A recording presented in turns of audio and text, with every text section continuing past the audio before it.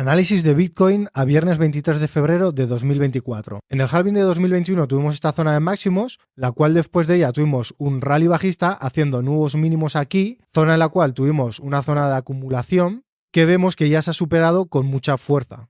Esta rotura se ha hecho con dos impulsos. Tras este primer impulso con forma de banderín alcista, podemos calcular el tamaño del segundo impulso en función del tamaño del primer impulso. Para ello tendríamos que proyectar el tamaño del primer impulso, que sería desde aquí hasta el primer máximo, que serían unos 22.483 puntos desde el final del retroceso. Si proyectamos 22.483 puntos, vemos que llega hasta esta zona de 61.087, la cual vamos a marcar con una línea horizontal. Si hacemos un poco de zoom para analizar este impulso desde una perspectiva de ondas de Elliott, vemos que tenemos aquí un primer impulso, un primer retroceso que sería la segunda onda, un segundo impulso que sería la tercera onda con un segundo retroceso que sería la cuarta onda y nos quedaría un quinto impulso que habría que ver hasta dónde lo podemos proyectar. Si analizamos el tamaño de estos impulsos, vemos que el primer impulso tiene 11.400 puntos y el segundo impulso 14.176. Como es muy pequeño en comparación al primero, vemos que no puede ser la onda extendida, por lo tanto, la quinta onda deberá ser la extendida. ¿Qué nos dicen las ondas de Elliott? Que la onda extendida deberá ser el 161% de la siguiente onda más pequeña, en este caso la tercera onda. Si hemos dicho que la tercera onda tiene aproximadamente 14.000 puntos, vamos a calcular cuánto sería el 161% de 14.000 puntos, que son 22.540 puntos. Si proyectamos 22.540 puntos, más o menos por esta zona, vamos a marcarla con otra línea horizontal que vemos que coincide exactamente con la otra proyección. Si vamos a ver qué ha hecho el precio en esta zona en el pasado, vemos que toda esta zona fue una zona de distribución. Si ampliamos un poco el gráfico para ver un poco más en detalle, vemos que aquí tenemos un primer máximo, un segundo máximo, un tercer máximo y luego se giró el precio. Y luego lo mismo, cuando llegamos a esta zona tenemos un primer máximo, un segundo máximo y se giró el precio. Vamos a analizar toda esta zona para ver cuáles son las zonas más relevantes. Vemos que este primer máximo tuvo un primer test aquí, por lo cual podemos considerar que es una zona relevante, y vemos que este máximo tuvo un ceiling test aquí, por lo tanto toda esta zona de aquí podemos definirla como un buen punto de giro. Si la dibujamos nos quedaría algo así, desde este máximo que tuvo este test aquí a este ceiling test que tuvo esta confirmación aquí. Si extendemos esta figura hasta nuestra actualidad, vemos que justo queda por la parte alta de esta zona de giro, por lo cual todo nos cuadra. Estamos dentro de toda una buena zona de giro y las dos proyecciones nos han dado exactamente el mismo punto y encima están en la parte alta de esta zona de giro. Por lo cual todo nos indica que por esta zona, más en concreto en la zona de los 61.000, se vaya a girar el precio. También sabemos que la zona de 60.000 es un precio muy psicológico, muy redondo, que puede hacer que el precio se gire antes de llegar a estas zonas objetivo. Si analizamos cómo se ha comportado hasta ahora el precio para este halving y lo comparamos con los halvings anteriores, podemos ver que de esta zona de mínimos hubo una primera rotura de esta línea de tendencia en un marco temporal inferior y posteriormente ha tenido esta gran rotura en un marco temporal superior, que vemos que la está haciendo en dos patitas. Si vemos que ha hecho el precio en el halving anterior, vemos que en el halving del 17 el precio se comportó de una forma muy similar. Tuvo una primera rotura de esta zona de mínimos en un marco temporal inferior y posteriormente tuvo un gran impulso alcista que hizo que saliéramos de toda esta zona de acumulación en un marco temporal superior. Si nos fijamos y hacemos un poco de zoom, este impulso se hizo en dos patas.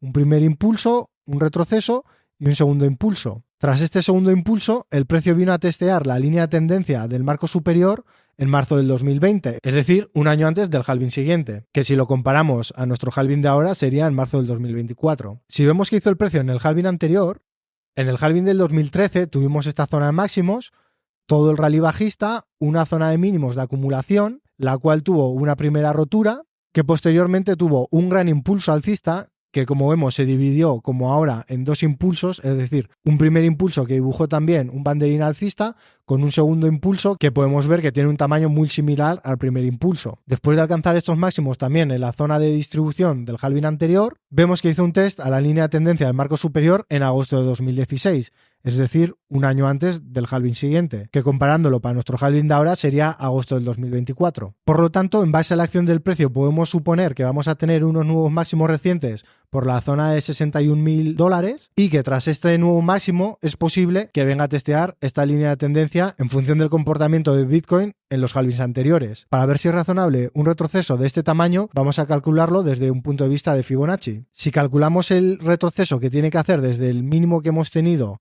hasta el nuevo máximo que suponemos que va a tener, esta línea de tendencia cae muy cerca de la zona del 61,8%, la cual es una zona de retroceso muy habitual para el movimiento del precio. Si vemos cómo se ha comportado en años anteriores, vemos que para el halving del 2017 el mínimo lo tendríamos aquí y el máximo aquí. Por lo tanto, vemos que hizo un retroceso de más del 78,6% para tocar esta línea de tendencia. En el halving del 2013, vemos que la zona de testeo de la línea de tendencia coincide exactamente con el retroceso del Fibonacci del 50%. Es decir, que en el halving del 2013 retrocedió hasta el 50% de Fibonacci para testear esta línea de tendencia, y en el halving del 2017 llegó hasta este nivel del 78,6%. Por lo tanto, no nos tendría que extrañar si en 2024 retrocede hasta el 61,8%, que sería la zona intermedia del 2013 y 2017, para venir a testear esta línea de tendencia. Esto nos daría que la mejor zona de compra de aquí a finales del 2025 sería esta zona de $30.700. En cuanto a fechas para ese nivel de compra, vemos que en el halving del 13 fue a agosto del 16, que sería equivalente a agosto del 2024, y en el halving del 2017 fue marzo del 2020, que equivalente a este halving sería marzo del 2024. Si vemos cómo está evolucionando el precio, vemos que ya estamos a finales de febrero del 24 y el precio todavía está en subida, por lo tanto descartamos totalmente la fecha de marzo del 24, y según vaya evolucionando el precio tendremos el máximo de esta quinta onda, que según la teoría de las ondas de Elliott tendríamos el mismo tiempo que tardó en formarse esta quinta onda, es decir, desde aquí hasta cuando haga el máximo, para que cruce esta línea de tendencia 2,4, que sería esta de aquí. Por lo tanto, una vez tengamos el máximo determinado y empecemos a ver un claro retroceso, podremos ver más o menos cuánto tiempo tardará como máximo en llegar hasta esta zona y por lo tanto proyectar cuánto podría llegar hasta esta línea de tendencia. Si resumimos todo lo que hemos visto, podemos ver que el precio es muy probable que llegue a esta zona de $61.000, ya que es un doble objetivo que hemos calculado a partir de las ondas de Elliott y como un doble impulso de este banderín alcista.